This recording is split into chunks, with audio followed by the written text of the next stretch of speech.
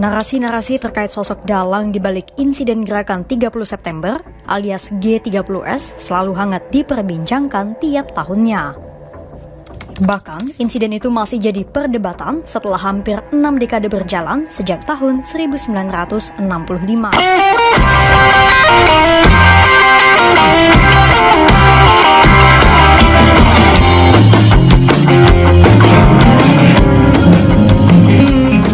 Di balik tirai sejarah yang tertulis, ada sesuatu yang tak pernah diceritakan.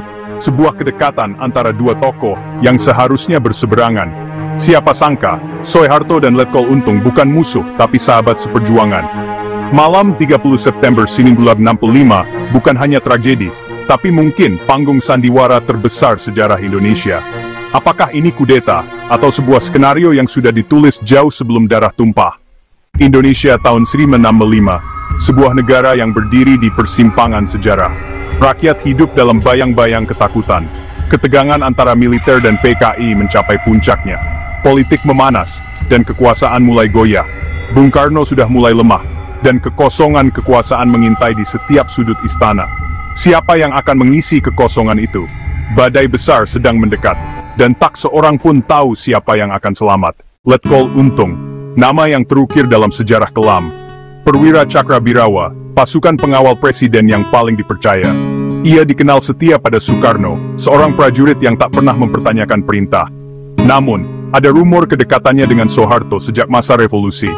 Mereka sama-sama pernah bertugas di Yogyakarta. Jejak-jejak masa lalu yang menghubungkan dua takdir. Apakah hanya kebetulan, atau ada tali tak terlihat yang mengikat mereka?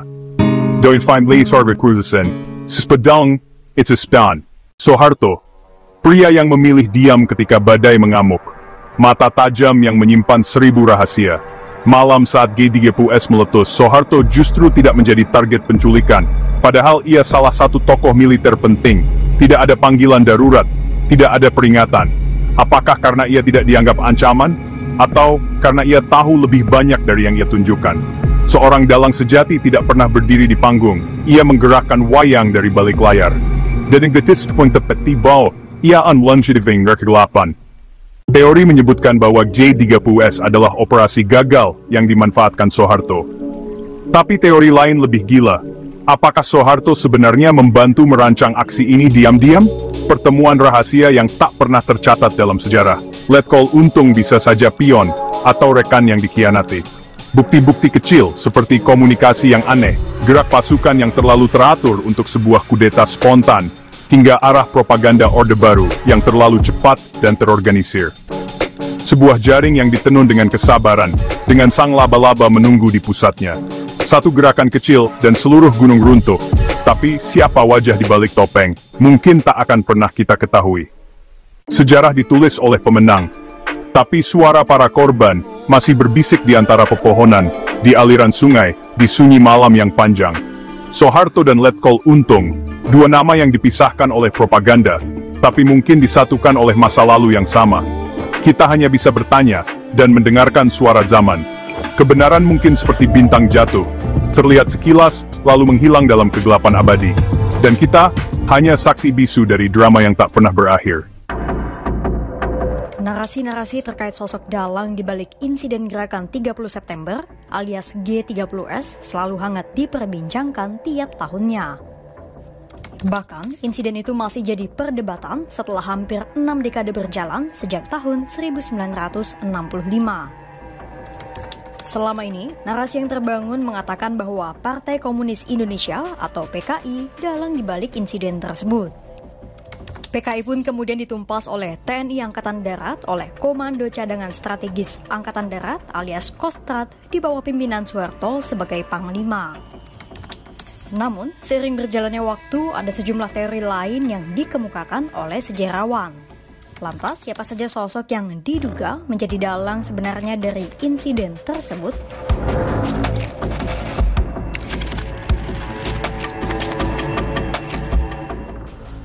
Teori pertama menyebutkan bahwa Soeharto merupakan tokoh kunci yang berada di balik insiden G30S. Beberapa tahun ke belakang sebelum insiden terjadi, terdapat sentimen negatif antara TNI dengan PKI akibat perbedaan ideologi dan persaingan mendapatkan kekuasaan. Pada saat terjadinya insiden G30S, Soeharto merupakan seorang mayor jenderal atau maijen dengan jabatan Panglima Kostrad. Meski dipandang sebagai petinggi TNI penting, namun Soeharto seolah dilewatkan alias tak masuk dalam daftar target para pelaku G30S. Sejarawan W.F. Wertheim menduga Soeharto berada di pihak yang berkomplot akibat ketidakpuasan terhadap kepemimpinan TNI Angkatan Darat yang tak bisa menjawab tantangan PKI. Untuk itulah Soeharto akhirnya menggunakan G30S sebagai sarana yang melibatkan PKI untuk memberikan dalih pada TNI Angkatan Darat supaya bisa menindak partai tersebut. Dalam teori ini, Kepala Biro Khusus PKI, Syam Kamaruzaman, disebut-sebut sebagai pembantu Soeharto yang disusupkan ke PKI. Teori ini pun didukung oleh kesaksian Kolonel Abdul Latif yang menyebut bahwa Soeharto sebenarnya tahu soal rencana G30S. Namun, Soeharto yang mengetahui rencana tersebut diam dan tak bertindak apa-apa.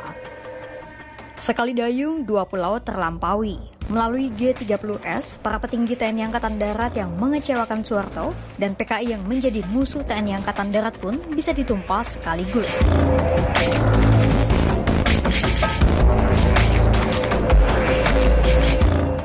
Teori kedua menyebutkan Soekarno sebagai sosok di balik terjadinya insiden G30S. Teori tersebut tertuang dalam buku The End of Soekarno buatan Anthony Dake. Dake meyakini melalui G30S, Soekarno ingin melenyapkan para petinggi TNI Angkatan Darat yang menjadi oposisi dalam kepemimpinannya. Pasalnya, Soekarno saat itu memiliki kecenderungan pada Uni Soviet yang berhaluan komunisme sekaligus memiliki kedekatan dengan PKI.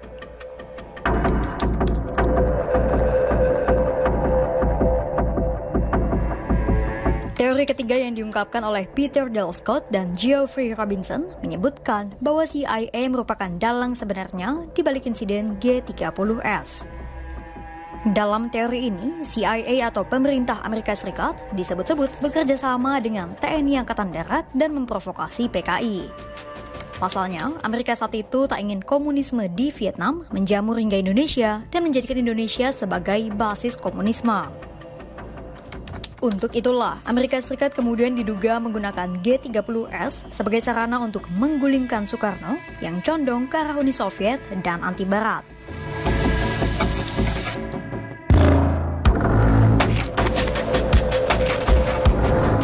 Hampir sama dengan teori ketiga, Victor M. Fick menyebut bahwa dalang di balik G30S tak hanya Amerika Serikat sendiri, namun turut menggandeng Inggris sebagai sekutu.